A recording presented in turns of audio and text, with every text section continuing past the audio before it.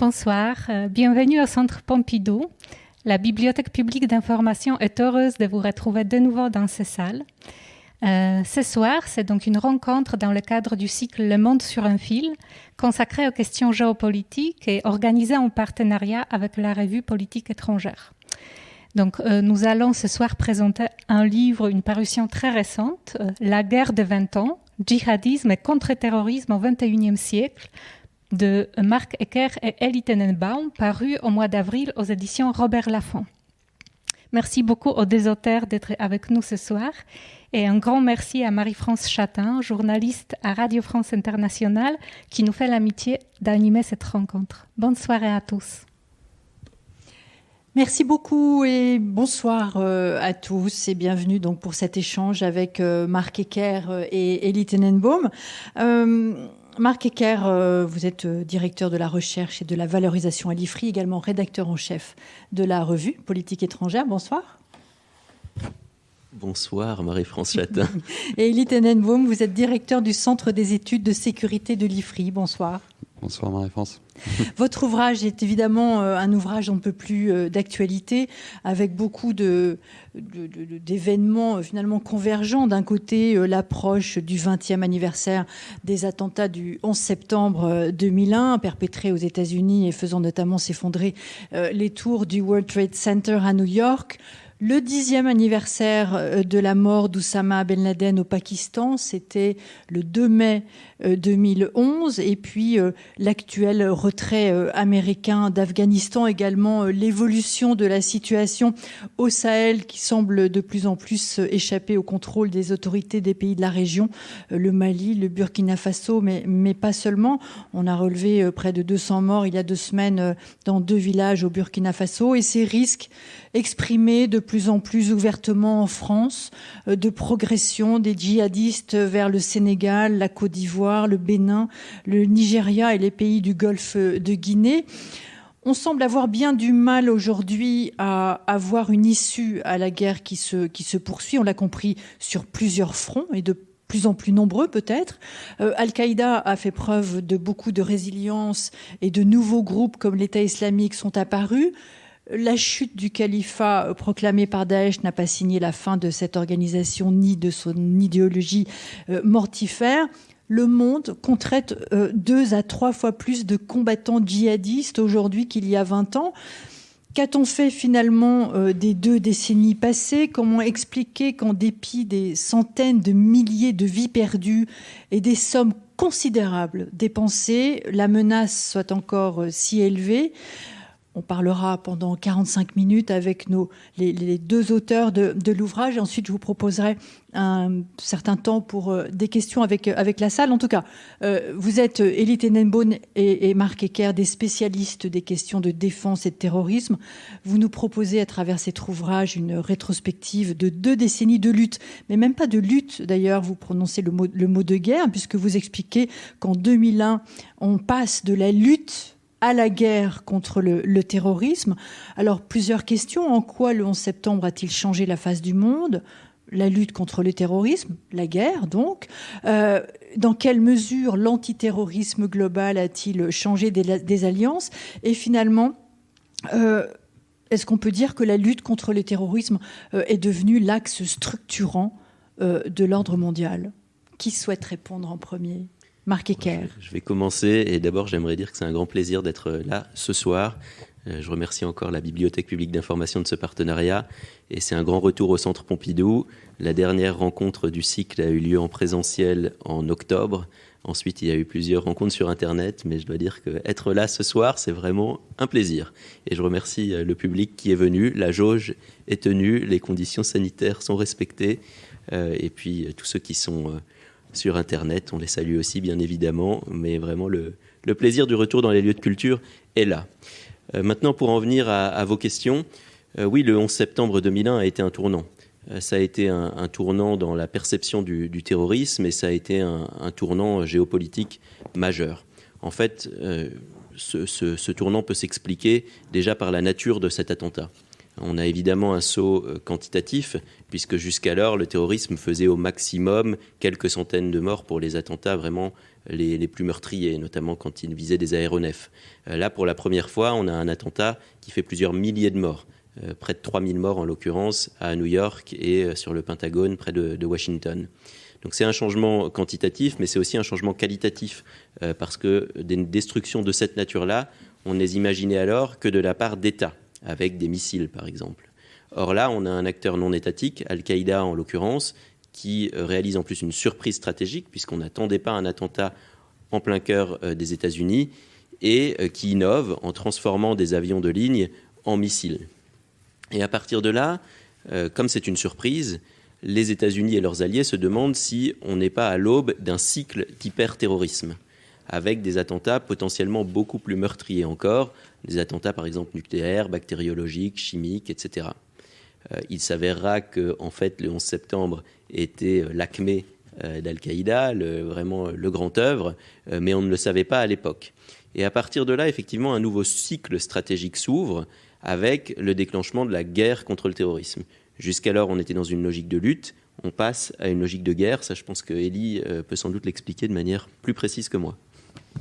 Elie Tenenbaum, alors. Oui, effectivement, derrière le choc fondamental, et on raconte dans l'ouvrage qu'en cette année 2001, il y avait un autre anniversaire à l'époque qui était commémoré, c'était celui de Pearl Harbor, et qui avait un blockbuster pour certains qui s'en souviennent, une super production américaine qui commémorait justement cette attaque de Pearl Harbor, et c'était très présent dans l'imaginaire des Américains. Et George W. Bush lui-même, dans son journal, a écrit au soir du 11 septembre, le Pearl Harbor du 21e siècle est arrivé aujourd'hui. Et finalement, c'est véritablement à l'aune de ce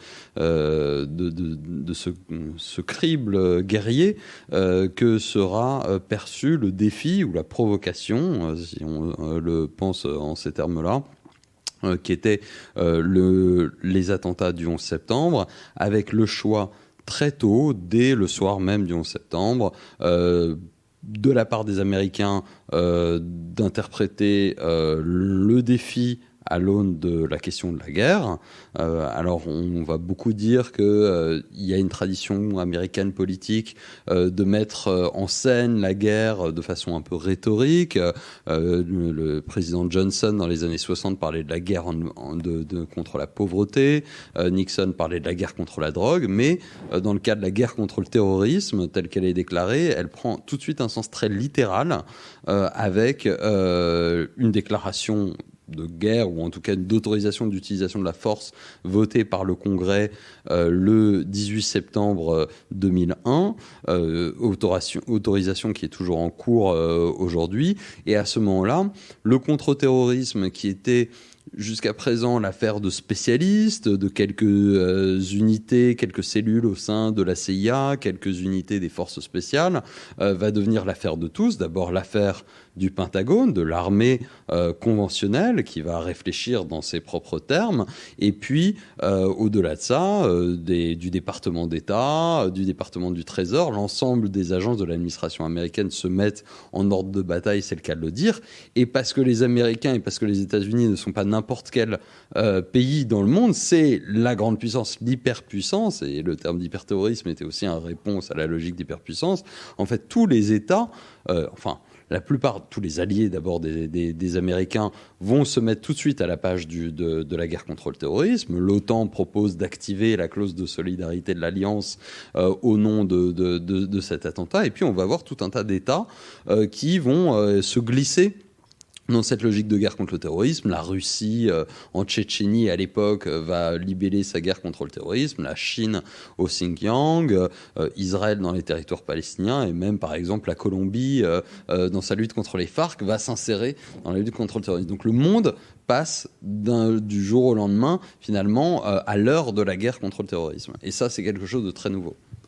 Jusqu'à finalement la question irakienne, où les choses se modifient légèrement. Disons qu'il n'y a plus ce consensus international que vous évoquez au lendemain des attentats du 11 septembre. Elie Tenenbaum, pardon.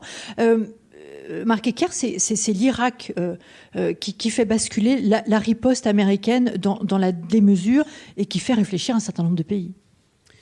Oui. Le premier théâtre de cette guerre, c'est l'Afghanistan.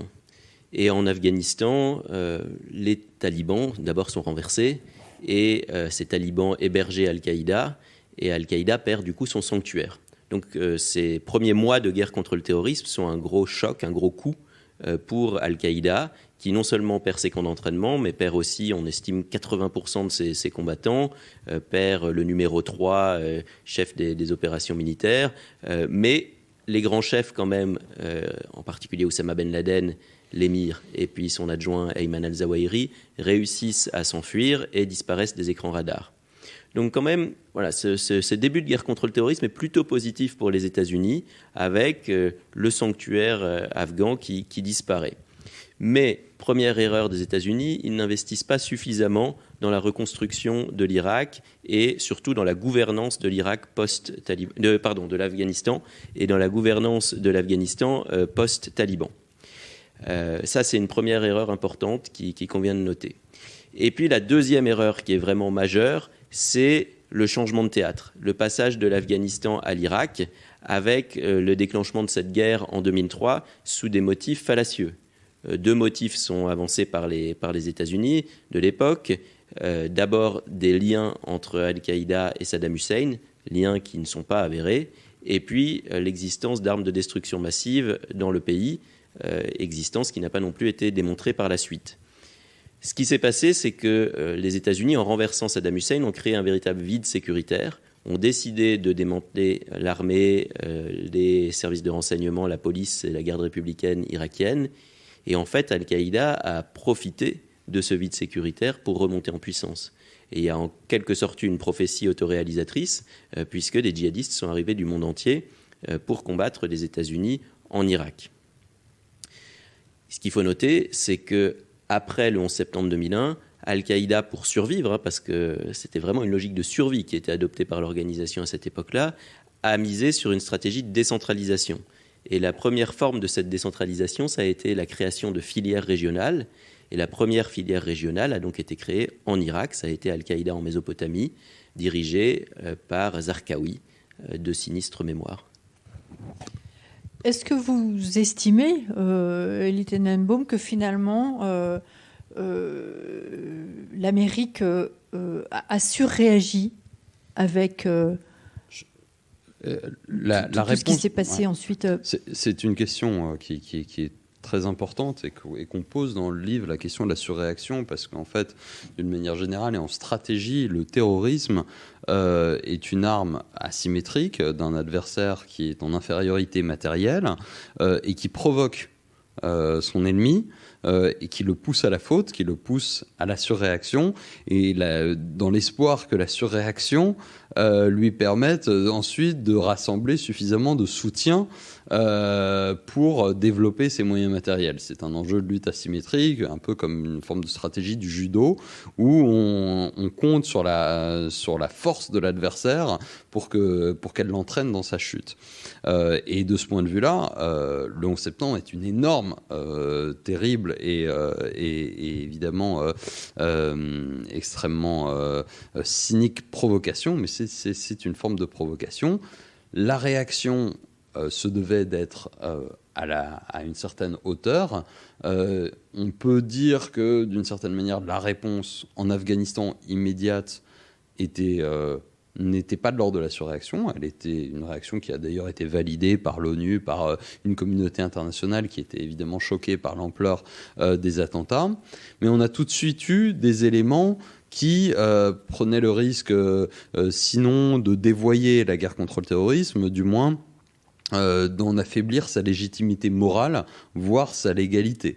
Les Américains ont tout de suite pris des libertés avec le droit de la guerre en créant de nouveaux statuts, le statut de nouveaux types de prisonniers, de combattants illégaux qu'ils ont pu détenir de façon extrajudiciaire à Guantanamo, un statut un peu quantique, dans lequel ces adversaires n'étaient ni des prisonniers, des détenus de droit commun qui pouvaient avoir un procès en bonne et due forme, ni des prisonniers de guerre qui sont régis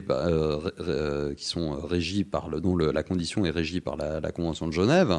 Et donc, on a tout de suite eu ce type de problématique. On a eu les sites clandestins de la CIA, on a eu la pratique de la torture qui ont été révélés avec les vols clandestins qu'on a vus à travers l'Europe. Tout ça, ce sont des encoches faites contre la légitimité, on va dire, de l'entreprise qui se sont sues petit à petit et qui ont évidemment décrédibilisé. Et puis la guerre en Irak, effectivement, peut être identifiée comme le moment où la guerre contre le terrorisme sort de son lit, sort de son parcours, en identifiant un adversaire qui n'avait en fait pas grand-chose à voir avec la mouvance djihadiste internationale, et qui, en le renversant, va créer précisément l'exact opposé de ce que la guerre contre le terrorisme est censée faire, puisqu'elle va créer un appel d'air en permettant justement à la mouvance djihadiste comme l'expliquait Marc, de s'inscrire dans un projet qui en fait apparaît comme beaucoup plus légitime au regard du monde. Autant faire des attentats et tuer des civils aux États-Unis, ça paraissait pas comme très légitime dans une grande partie du monde musulman. En revanche, lutter pour la défense des Irakiens contre un envahisseur étranger qui a attaqué le pays sur des motifs fallacieux, et ben ça forcément ça mobilise beaucoup, et donc ça a permis de créer les premières filières internationales depuis l'Afghanistan, l'invasion soviétique de l'Afghanistan des années 80, qui va remettre en selle avec des filières qu'on voit du côté de la France, par exemple, qui sont actives jusqu'à aujourd'hui, qui seront directement en lien avec la situation qu'on verra en Syrie 10 ans plus tard, mais des individus qui viennent du 19e arrondissement, de pas très loin d'ici, qui rejoignent dès 2003 l'Irak pour lutter contre les Américains, et des gens qu'on va retrouver directement impliqués dans les attentats du 13 novembre, par exemple. Alors, si on pousse plus loin la réflexion, est-ce qu'on peut, et on est en droit de se poser la question, de savoir si finalement la guerre contre le terrorisme aurait pu s'arrêter en 2003, Marc Hecker ? Il est compliqué évidemment de répondre à cette question et de refaire l'histoire. En tout cas, elle aurait pu prendre un autre cours. Effectivement, si davantage de moyens et de volonté avaient été mis dans la reconstruction de l'Afghanistan, dans le développement d'une gouvernance acceptable par la population, peut-être que en continuant la chasse des grands chefs, Oussama Ben Laden, mais vraiment avec du renseignement précis et une logique de contre-terrorisme plus classique, on aurait pu avoir une issue très différente, en tout cas à ce qu'on a vu se développer au cours des 2 dernières décennies. 2003, ça a été un accélérateur pour les djihadistes de manière assez évidente, mais il ne s'agit pas non plus de refaire de la politique fiction, parce que c'est toujours un exercice périlleux, quoi. Non, mais c'est intéressant en tout cas de voir cette date de 2003 avec les Américains qui vont plus loin et se poser tout de même la question de... Alors, il y a un autre événement que vous soulignez dans l'ouvrage. Vous parliez, Marc Hecker, de la remontée en puissance des djihadistes. 2011, donc 10 ans après le 11 septembre, les printemps arabes, quel a été finalement leur rôle dans la guerre contre le terrorisme et quelles conséquences ont-ils eu ? Elie Tenenbaum. Alors, je pense que pour comprendre 2011 et l'importance de cette relance, il faut comprendre ce qui s'est passé justement entre 2003 et 2011. C'est-à-dire que après avoir ouvert la boîte de Pandore, avoir créé un effet de déstabilisation majeure du Moyen-Orient, avec l'Irak notamment, mais aussi avec l'Afghanistan, l'idée qu'il fallait renverser, non seulement qu'il fallait s'attaquer au terrorisme, mais qu'il fallait renverser les régimes qui, à tort ou à raison, étaient libellés comme des soutiens du terrorisme, on a eu une déstabilisation énorme avec ces insurrections qui se sont développées, donc avec un soutien populaire plus important que ce dont jouissaient les djihadistes préalablement. Et pendant toute la période, on va dire entre 2003, surtout entre 2005 et 2011, les Américains et leurs alliés ont essayé de réparer les erreurs qu'ils avaient commises.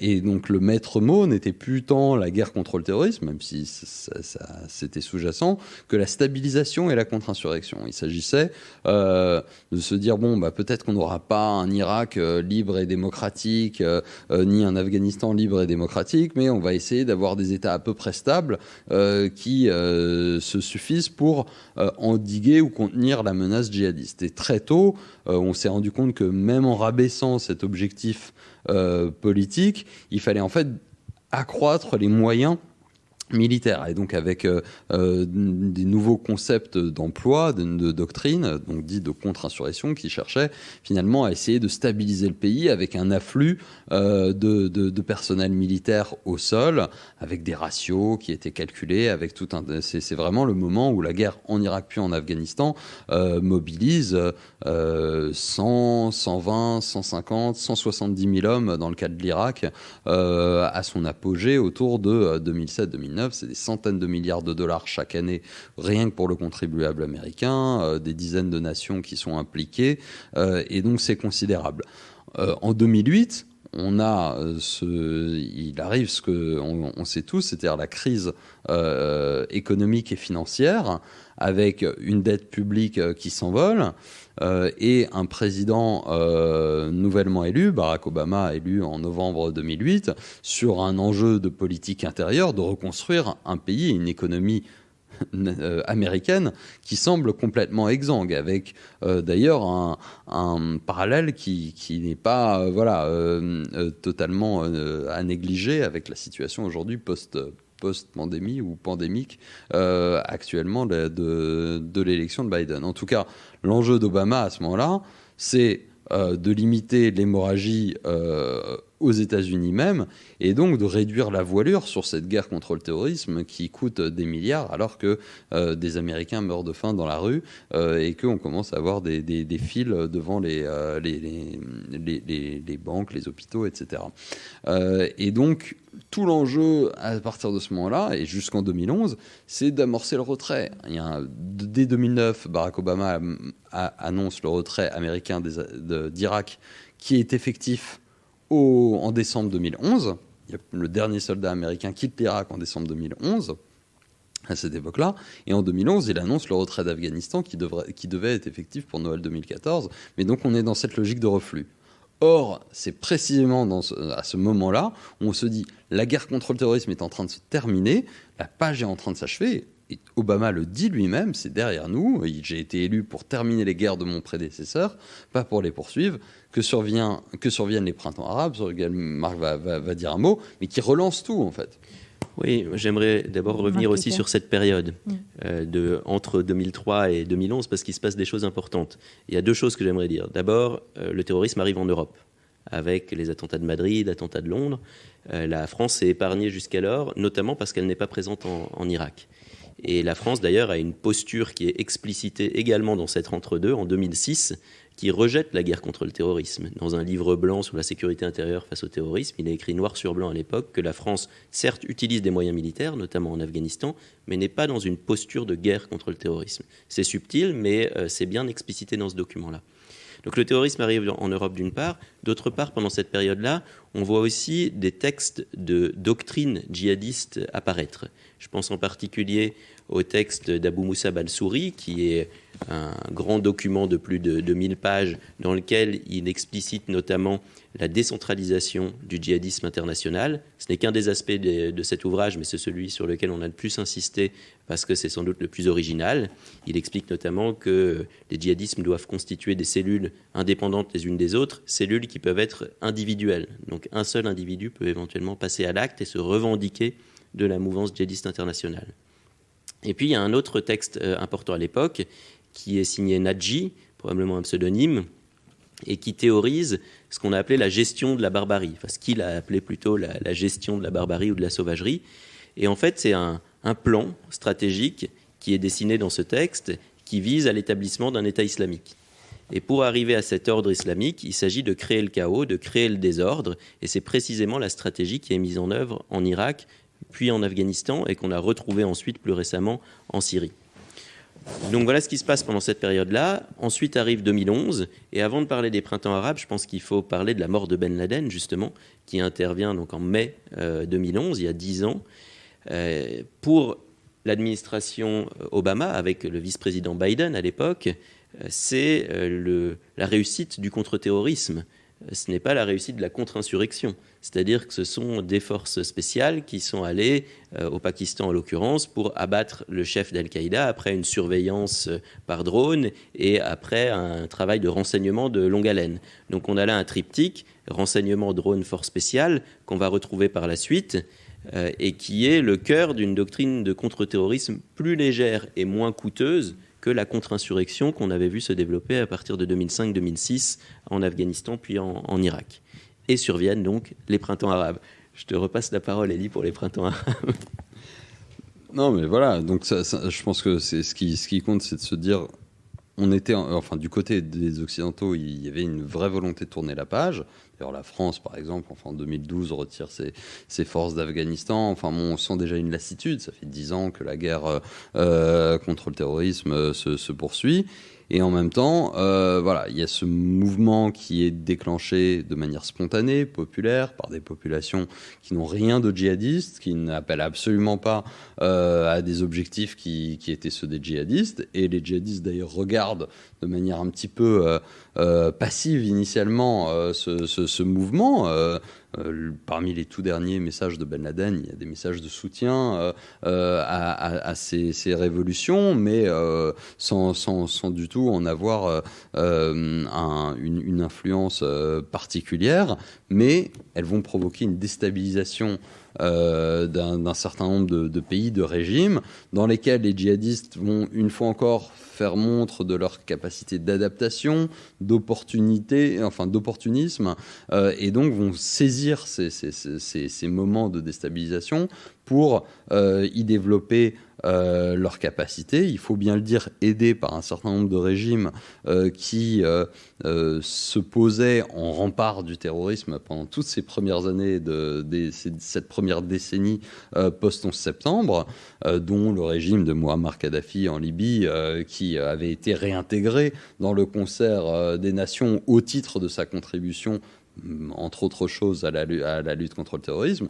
et qui vont finalement mettre de l'huile sur le feu en libérant un certain nombre de détenus djihadistes qu'ils peuvent avoir dans leur prison pour dire regardez bien, en face ce ne sont pas des révolutionnaires pacifiques, ce sont des djihadistes. Et de ce point de vue-là, il y a d'ailleurs quelque chose de très cynique qui va malheureusement servir et les régimes et les djihadistes. Et si on a aujourd'hui Bachar al-Assad qui est encore au pouvoir en Syrie, c'est aussi par ce mécanisme extrêmement cynique, mais donc en tout cas qui va empêcher les Occidentaux, si on s'intéresse à eux, de faire ce retrait tant espéré. Barack Obama pensait déjà pivoter vers l'Asie, regarder vers la Chine.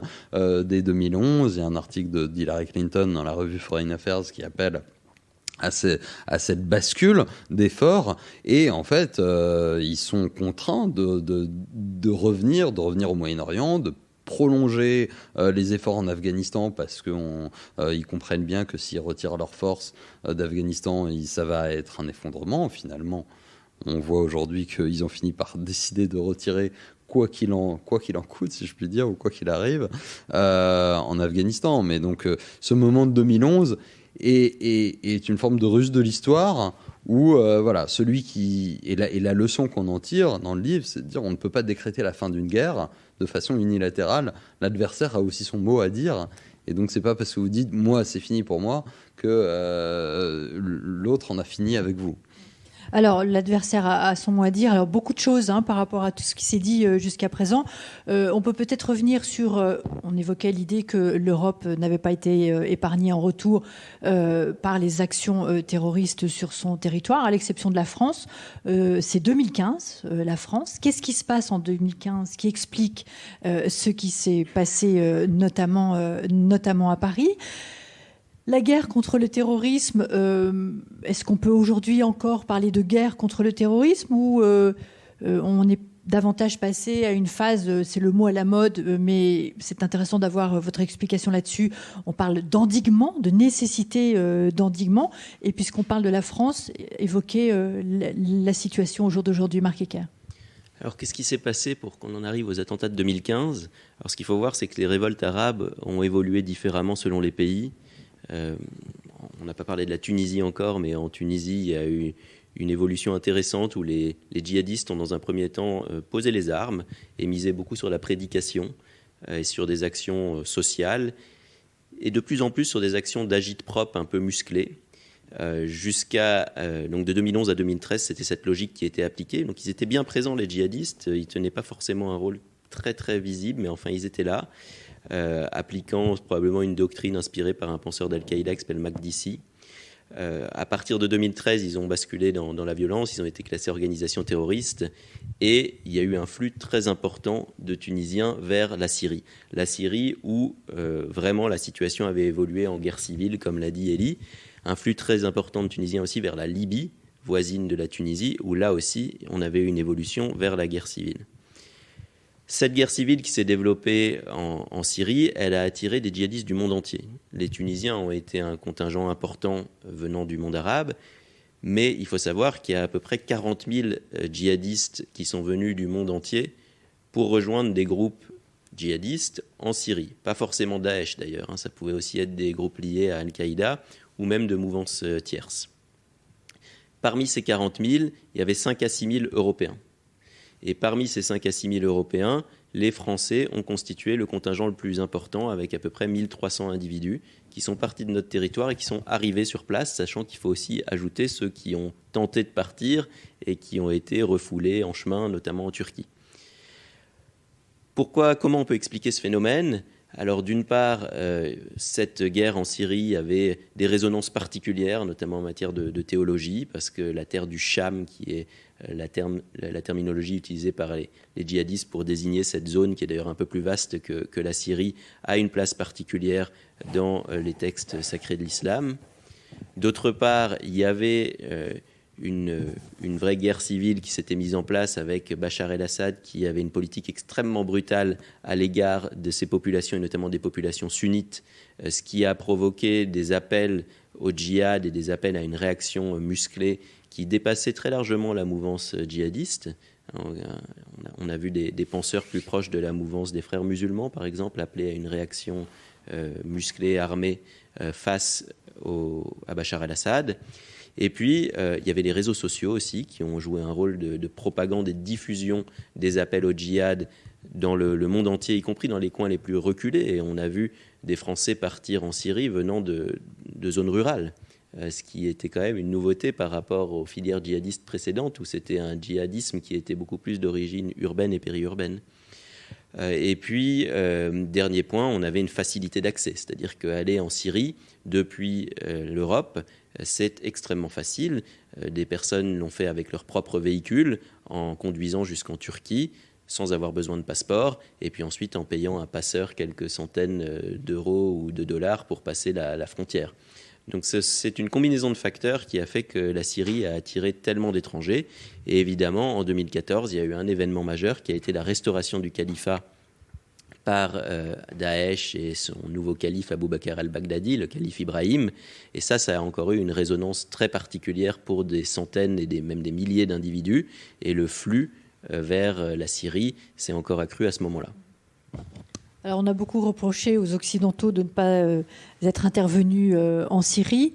La question libyenne, évidemment, je ne sais pas si on a le temps de développer, mais elle est essentielle aussi dans cette décision probablement des Occidentaux de ne pas intervenir en Syrie. Elie Tenenbaum, peut-être rapidement quelques mots. Oui, en tout cas, je pense que si... l'intervention en Libye qui a eu lieu au nom d'un principe débattu en droit international de responsabilité de protéger pour la population locale, et qui était une intervention initialement pour protéger la population libyenne et pas forcément pour renverser Kadhafi, même si c'est finalement comme ça que ça s'est transformé, avait été perçue de manière extrêmement négative par différents acteurs, notamment la Russie et dans une moindre mesure la Chine, qui sont membres permanents du Conseil de sécurité de l'ONU, et donc qui avaient juré qu'ils ne redonneraient pas un pareil mandat aux Occidentaux si les choses devaient se reproduire, a fortiori en Syrie, qui entretenait des relations beaucoup plus proches de Moscou que ce n'était le cas de Kadhafi. Mais alors, évidemment, vu du point de vue de la population, de la société civile internationale, on va dire, regardez ce qu'ils ont fait en Libye, ils n'ont pas voulu le faire en Syrie parce que les intérêts étaient moindres, etc.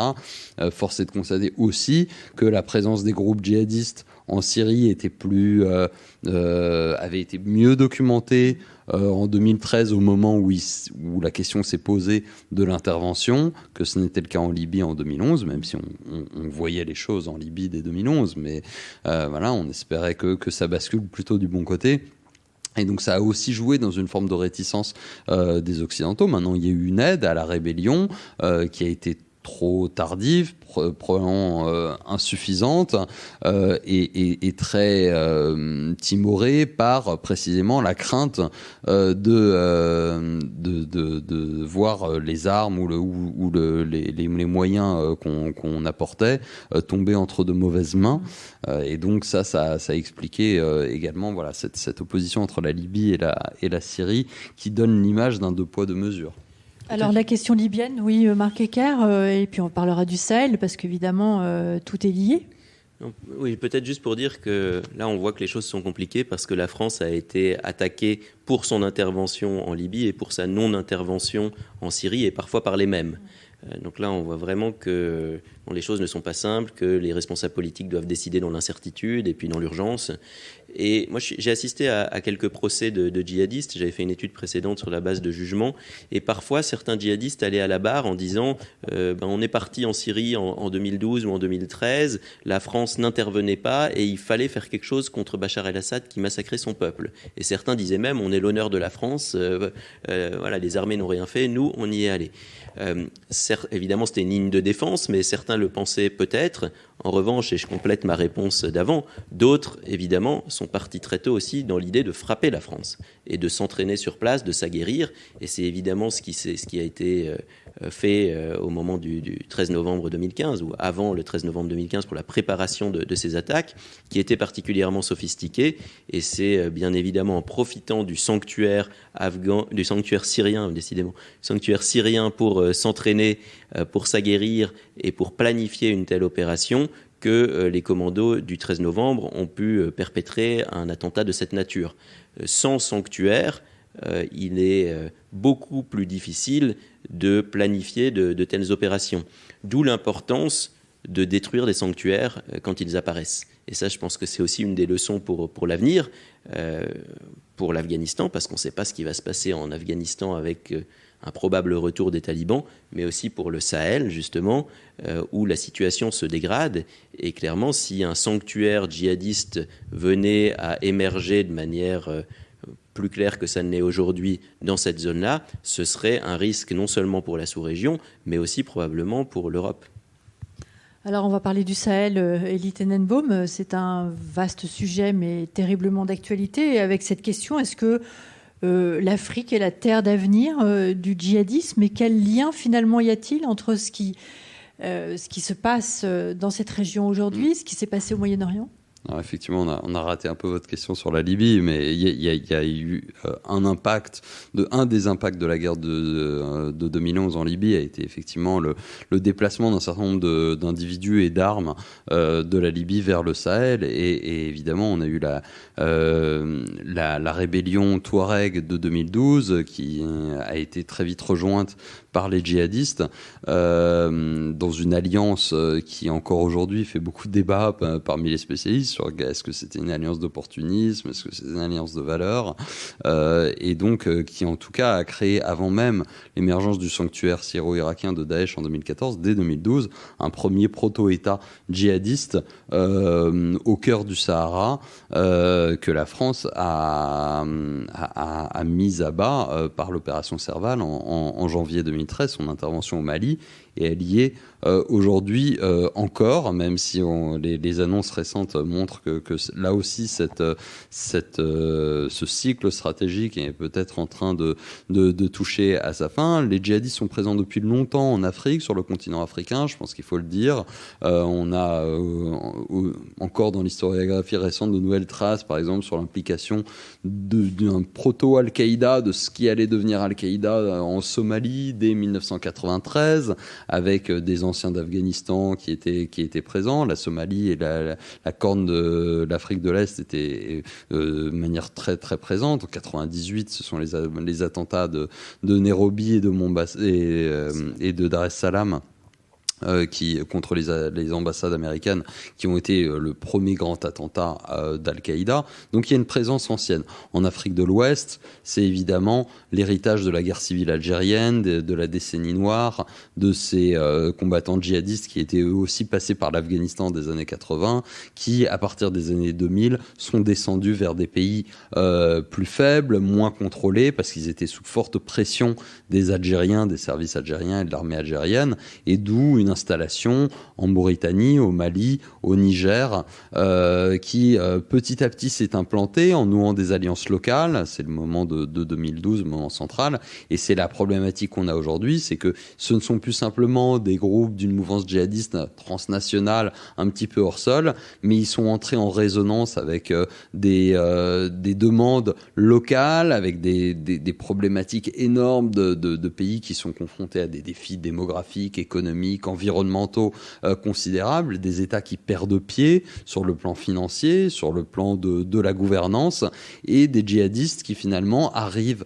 avec une offre de gouvernance qui, ça peut sembler incroyable et très délirant pour nous aujourd'hui à Paris, mais en fait vaut pour un certain nombre de ces populations aussi bien que l'offre que les États ont à offrir en termes de justice, en termes de corruption ou de lutte anticorruption. Et donc finalement c'est ce à quoi on est confronté aujourd'hui. On a du mal à voir un débouché sur la lutte contre le terrorisme en Afrique sans réformer en profondeur les États. Et d'une certaine manière, les annonces de retrait ou de fin de l'opération Barkhane et les tensions entre la France et le Mali aujourd'hui sont la preuve des limites de l'action militaire, parce qu'on dépend du partenaire local et de sa politique et de son offre politique. Et au Mali, comme en Irak, comme en Afghanistan, on a été incapable de se doter finalement de partenaires politiques qui étaient à la hauteur des enjeux. Et donc le résultat, c'est les limites de notre action militaire.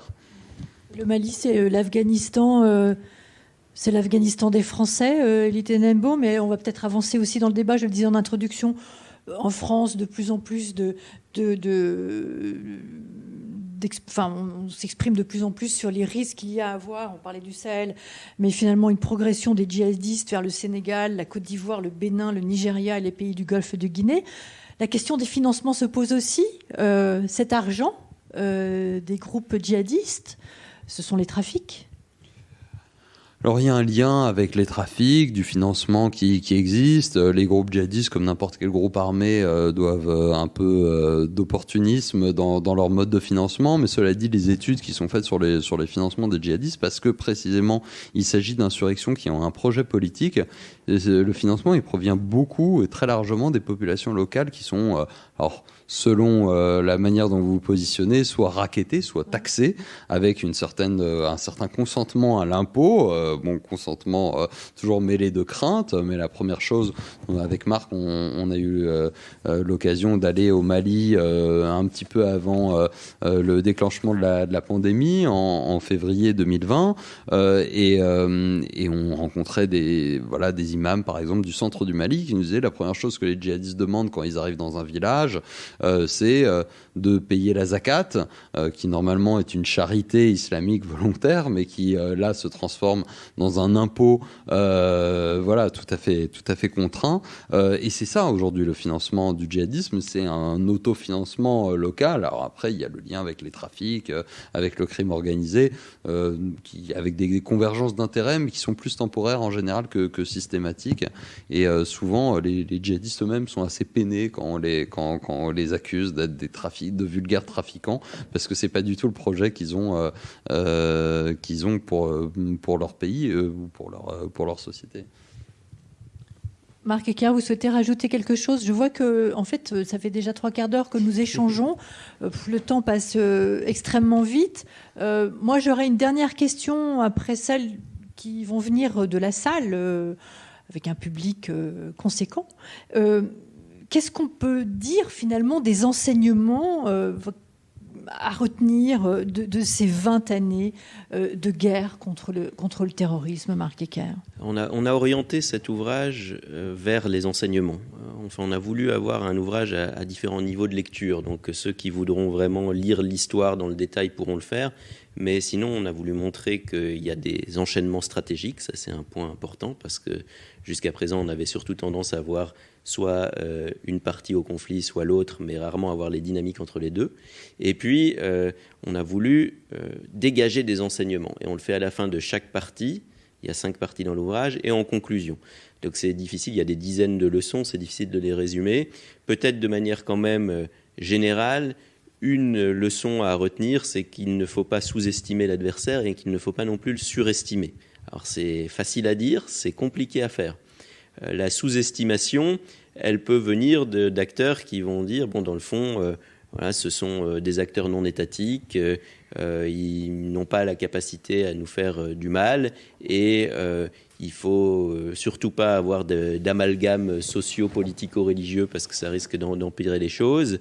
La surréaction, elle peut venir des États qui vont soit avoir une réaction démiurgique comme les États-Unis avec la volonté de reconfigurer totalement le Moyen-Orient, de le démocratiser, etc., soit au niveau plus local, la volonté de contrôler davantage les djihadistes, mais en fait cette velléité de contrôle va s'étendre petit à petit jusqu'à on ne sait pas trop où en fait. Le curseur est très difficile à placer et la limite est difficile à arrêter.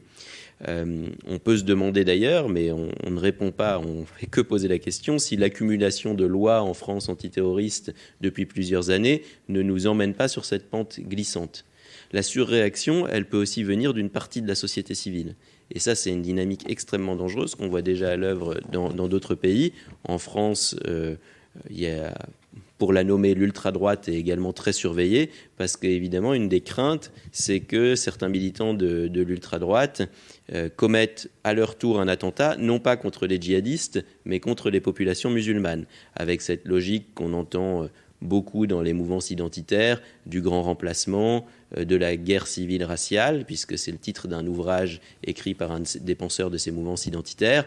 Et si un tel attentat venait à se produire, il pourrait y avoir une dynamique d'escalade très difficile à contrôler. Voilà pour ces perspectives d'avenir peu réjouissantes, mais ce qu'on essaye aussi de faire, c'est remettre le terrorisme à sa juste place et le considérer comme une menace parmi d'autres. Et il y a d'autres menaces qui existent qui sont sans doute plus dangereuses et qui sont réellement des menaces existentielles pour nos sociétés, alors que le djihadisme ne l'est probablement pas en tant que tel. Vous pensez à quoi, Marc Ecker ?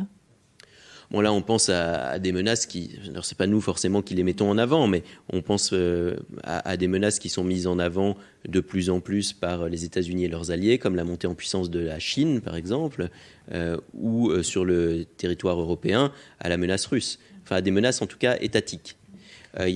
Mais aussi à des défis d'ordre non militaire. On voit bien la crise du Covid dont on sort a fait beaucoup plus de morts évidemment que le terrorisme ou la guerre contre le terrorisme en 20 ans. Alors en l'espace seulement d'une année, les enjeux environnementaux, tous ces enjeux-là sont aussi quand on voit, on essaye de faire une tentative de chiffrage dans l'ouvrage d'une guerre contre le terrorisme qui a coûté plusieurs milliers de milliards de dollars sur 20 ans, les effets d'éviction, la question des effets d'éviction, elle se pose forcément. De se dire qu'est-ce qu'on aurait fait avec cet argent-là, ou avec même une portion de cet argent-là qui aurait été alloué ailleurs. Et donc ça, c'est une question qu'il ne faut pas éluder. Faire de la politique, c'est choisir. Faire décider, c'est choisir. Et donc, évidemment, ça implique de faire des choix et peut-être de changer le curseur. On dit dis pas du tout qu'il ne faut plus utiliser de moyens militaires, par exemple, dans la lutte contre le terrorisme. C'est important. Et il y a des cas de figure dans lesquels il n'y a malheureusement que ce recours-là. En revanche, sans doute mieux le recalibrer, faire en sorte que la guerre contre le terrorisme ne soit plus l'alpha et l'oméga de la politique de sécurité nationale, voire de la grande stratégie d'un État, ça nous semble un point également important à faire valoir. Et une chose à rajouter, vous l'avez juste mentionné rapidement, en tout cas, l'énergie dépensée à cette guerre contre le terrorisme a permis à la Chine d'émerger comme elle l'a fait et d'avoir la place qu'elle occupe aujourd'hui à l'échelle internationale. Un hasard temporel qui est que la Chine entre à l'OMC à l'automne 2001. Et pendant que les États-Unis vont être vraiment orientés sur la guerre contre le terrorisme durant 2 décennies, la Chine, elle, va monter en puissance, d'abord économiquement et puis aussi militairement. Alors je me tourne vers la salle, afin de voir s'il y a des questions que vous souhaiteriez voir approfondies. Peut-être vous avez la gentillesse de vous présenter rapidement en posant la question. Merci beaucoup. Votre débat est très très intéressant parce que cette guerre finira jamais. Les choses ont été planifiées. Bush a tout fait pour que ça continue et que la guerre froide, on est en plein dedans là, franchement. Et ça aide énormément nos États occidentaux pour fabriquer des armes. N'oubliez pas. Et c'est un peu trop à réfléchir. Bien sûr, il y a des efforts pour combattre cela. Bien sûr, bien sûr. Mais d'ici là, le rendre les sujets religieux, je ne crois pas. Tout est politique. Tout est politique. Vous avez une question, madame? Pardonnez-moi. J'ai dit mon opinion. Ok, très bien. Alors, est-ce qu'il y a une question, monsieur devant? Pardon, j'avais pas... Oui, vous parlez de la fin de la guerre contre le terrorisme. Est-ce que vous pensez vraiment qu'il y a encore une guerre? Vous pensez que donc il y a la fin de la guerre contre le terrorisme au sens guerre contre le terrorisme?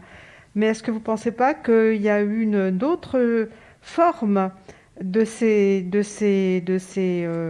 terrorisme entre guillemets, vu des cellules dormantes, vu les gens qui reviennent de Syrie? Qui sont partout, qui vont sortir de prison, etc. Qu'est-ce que vous pensez de tout ça? Marc Ecker? Oui. Ou une autre, on prend deux, trois questions en même temps. Et... Voilà. Oui, bonsoir, merci Bernard-Xavier Spokojny. Ma question, moi, va être sur le Mali et sur Barkhane. Vous parlez d'un retrait donc potentiel de la France du Mali, mais Barkhane n'est pas qu'au Mali, c'est au Tchad également. Donc est-ce que le Tchad va rester le seul verrou contre le terrorisme sur cette région, ou est-ce qu'une fois qu'on va être parti, ça va être la foire d'empoigne, entre guillemets, on va faire ce qu'on va vouloir, les terroristes, tous les différents mouvements, là-bas, vont pouvoir faire ce qu'ils veulent sur le terrain. Voilà, 2 questions. Est-ce qu'il y en a une troisième? Peut-être...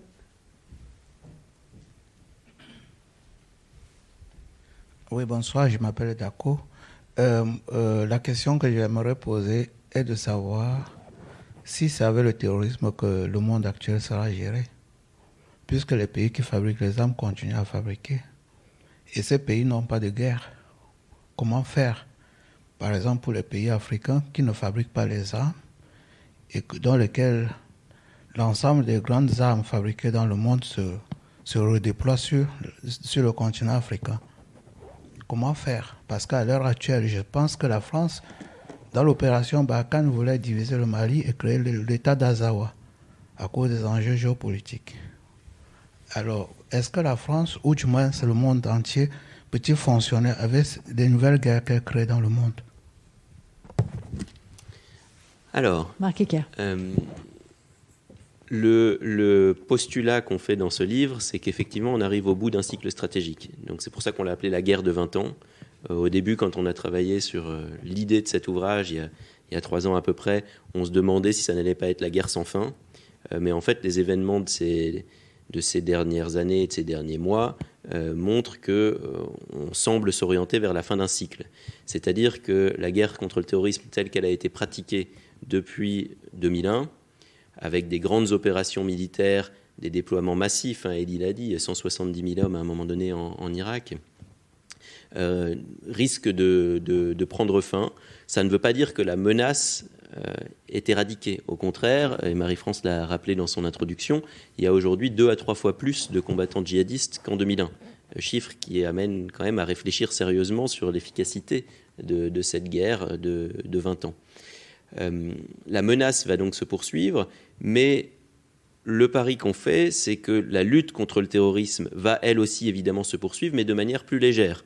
Ça veut dire qu'à l'extérieur, on va retrouver le triptyque qu'on a déjà évoqué, renseignement, force spéciale, drone, pour essayer vraiment de faire du contre-terrorisme, c'est-à-dire d'éliminer les chefs et de détruire les sanctuaires quand ces sanctuaires réapparaissent. Et à l'intérieur des frontières, on va être là aussi sur du renseignement et puis une approche beaucoup plus policière et judiciaire. Il ne s'agit pas de considérer les terroristes sur le territoire national comme des soldats du califat, entre guillemets, ce qui est leur expression très gratifiante, mais de les considérer comme des criminels. Leur place, c'est devant un tribunal et ensuite en prison. Maintenant, vous avez évoqué les revenants de Syrie. C'est vrai qu'il y a eu un afflux important, essentiellement avant 2016, qui a continué au compte-gouttes depuis lors. Et depuis lors, c'est surtout des enfants et quelques femmes qui sont rentrés. En France, il y a eu à peu près 400 revenants de Syrie, avec des peines de prison qui ont été purgées pour les adultes ou qui sont en cours pour les cas les plus lourds. Mais c'est vrai que les sorties de prison ont commencé. Elles ont commencé à un rythme qui se compte en dizaines depuis quelques années, et on sait que sur 2021 et 2022, c'est à peu près 100 personnes condamnées pour des faits de terrorisme qui vont sortir de prison. Maintenant, toute la difficulté, c'est d'évaluer la dangerosité de ces personnes et de les traiter en fonction de leur dangerosité. Dans certains cas, une réinsertion est sans doute possible avec des programmes sociaux, psychologiques adaptés. Certains de ces programmes sont déjà en cours en France. Dans d'autres cas, on aura affaire à des irréductibles et il s'agira vraiment de les marquer de très près et à la moindre incartade de les réincarcérer. Donc là, c'est l'accent qui sera mis vraiment sur le renseignement et sur le traitement policier.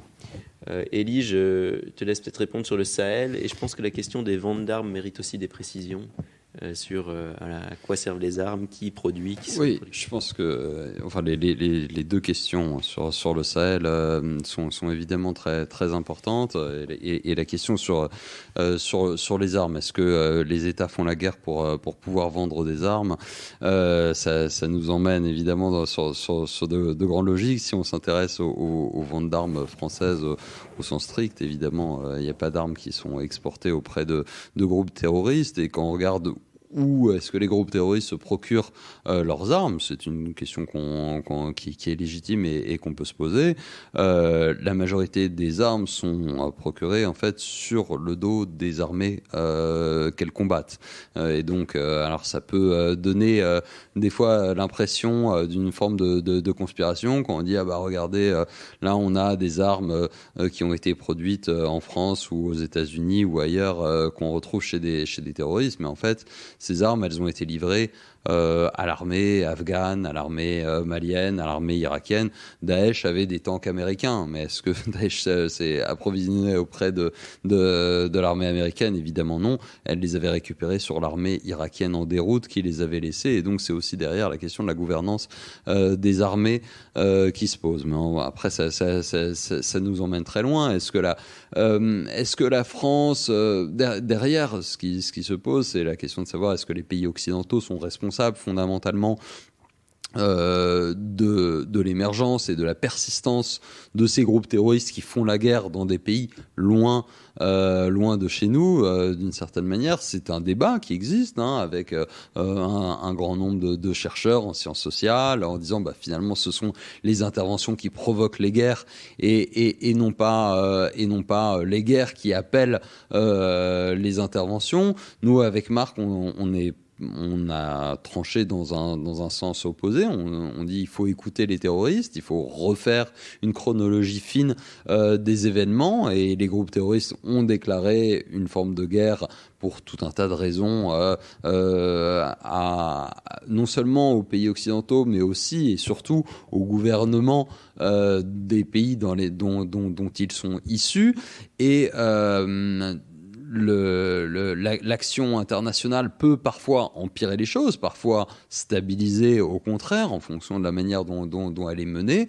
Et la guerre d'Irak de 2003 peut pas être comparée à l'intervention française en 2013 au Sahel, parce que le cadre était très différent. Mais pour ce qui est du Sahel, par exemple, quand la France a été appelée à l'aide par le président par intérim Traoré à l'époque, elle est bien intervenue pour rétablir une forme d'intégrité territoriale du Mali que le Mali avait perdu, et je ne pense pas que c'était pour soutenir la création d'un État de l'Azawad qui à l'époque s'était associé aux djihadistes.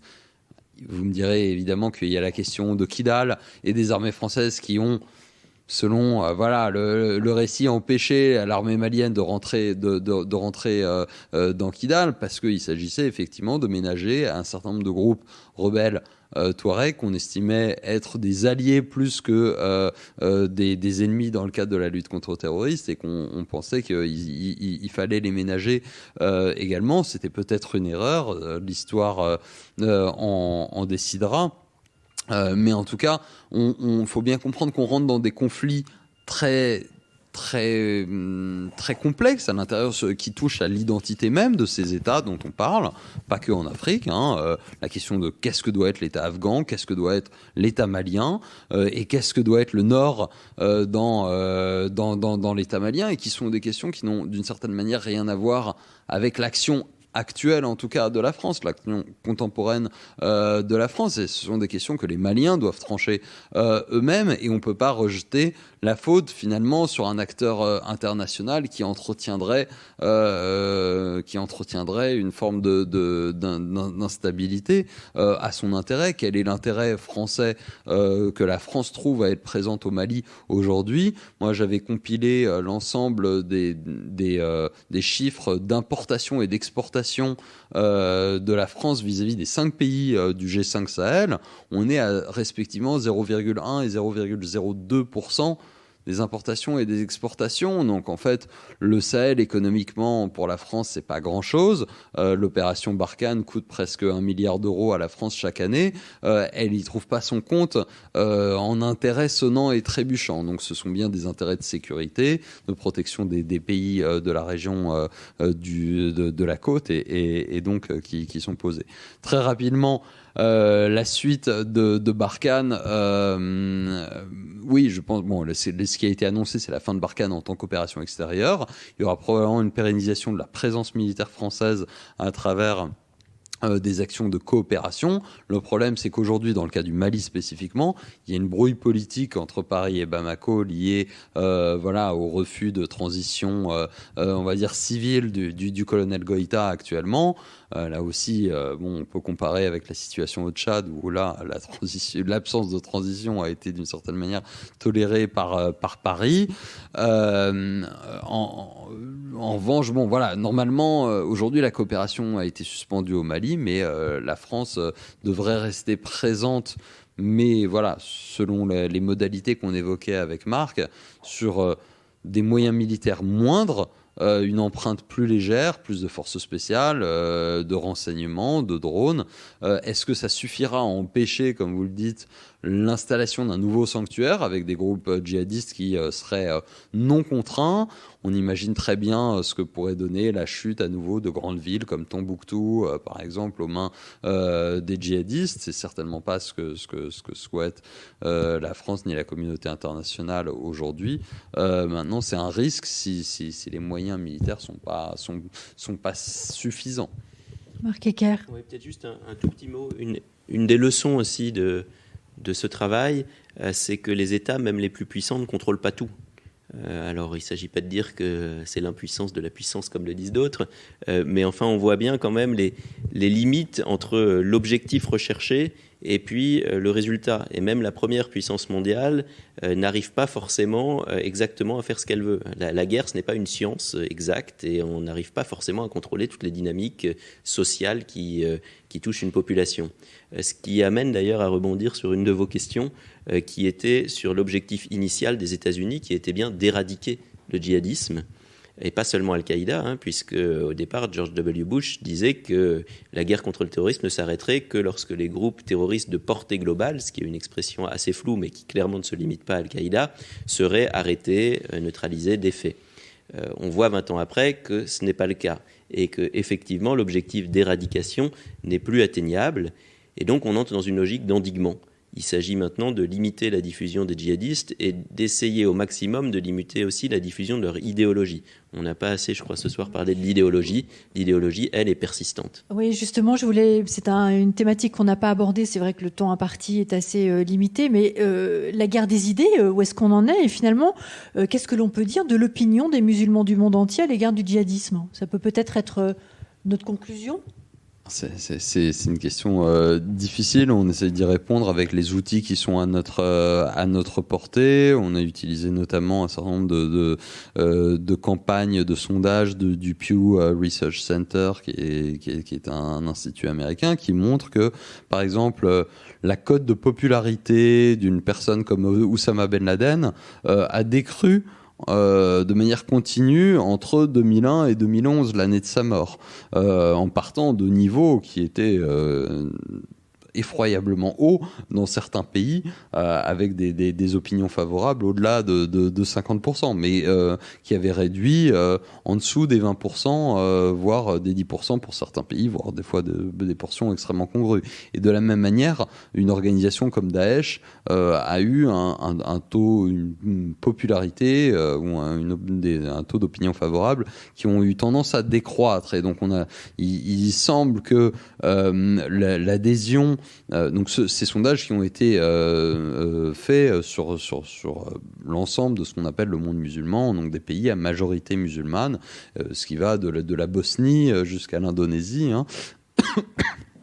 avec donc une tendance de soutien aux organisations, on va dire, violentes, qui tend à décroître, mais avec une portion qui reste non nulle et non négligeable. En revanche, et c'est une question très différente, la question de l'aspiration à une place plus importante de l'islam dans la vie publique et de la politique, elle donne des résultats très différents. C'est-à-dire que si vous posez la question, par exemple, est-ce que vous pensez que la charia devrait peser dans la formulation, enfin, que le droit islamique devrait peser dans la formulation des lois du droit positif de votre pays, là, on a des réponses qui tendent en fait à s'accroître et à être majoritairement favorables. Mais ce qui montre bien qu'il y a une distinction à faire entre un djihadisme qui utilise la violence pour parvenir à ses fins et des moyens particulièrement exécrables, et la question d'un islam politique qui, lui, tend à s'enraciner durablement dans le paysage politique et apparaître comme une alternative, et donc de la difficulté à avoir un discours qui tend à dire qu'il y a un continuum et qui, en fait, pousserait à s'aliéner probablement des pans beaucoup, beaucoup plus larges, voire majoritaires, de ces populations. Et donc là, il y a un choix politique à faire aussi, de savoir où on choisit notre combat. Parce que Marc Eckert, force est de constater aussi, pour aller plus loin que ce que vient de dire Elie Tenenbaum, que l'islam aujourd'hui est un objet politique central dans le débat en Occident. Oui, on le voit particulièrement en France avec cette question du séparatisme. Séparatisme, ça veut dire clairement la montée en puissance de l'islamisme, de l'islam politique dans le paysage politique et dans la société. À un moment donné, d'ailleurs, le terme islamisme était employé de manière plus claire. Le vocable de séparatisme a pris le dessus. Ça permet aussi d'inclure d'autres idéologies éventuellement, mais c'est bien l'islamisme qui est dans le viseur. L'islamisme étant bien plus large, évidemment, que sa version la plus violente. Ça inclut des groupes comme les Frères musulmans, comme les Tablirs, etc., et comme les salafistes dits quiétistes, mais que certains voient surtout comme des salafistes subversifs. Et ça, on voit effectivement ces mouvances progresser à tel point que le gouvernement considère que c'est une vraie menace pour la cohésion sociale et que donc il faut développer un arsenal législatif pour lutter non plus contre le djihadisme et une vision vraiment purement sécuritaire, mais plutôt contre un islamisme plus social, avec pour objectif donc de renforcer la cohésion de notre société. Eh bien, merci beaucoup, Marc Ecker et Elie Tenenbaum. Donc, je rappelle le titre de votre livre. C'est vrai que c'est un ouvrage en français qui est probablement le premier à analyser, même avant les pays anglo-saxons, à analyser ce qui s'est passé ces dernières 20 années, depuis donc les événements du 11 septembre 2001. Et votre ouvrage, j'en rappelle le titre, La guerre de 20 ans, djihadisme et contre-terrorisme au XXIe siècle, chez Robert Laffont. Merci beaucoup. Merci beaucoup. Merci.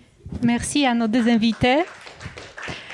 Merci beaucoup à Marie-France Chatin pour l'animation de ces débats. Merci au public qui est venu si nombreux et merci à nos régisseurs pour tout le travail. On vous donne rendez-vous le 18 octobre pour une autre séance du Monde sur un film. Très bonne soirée.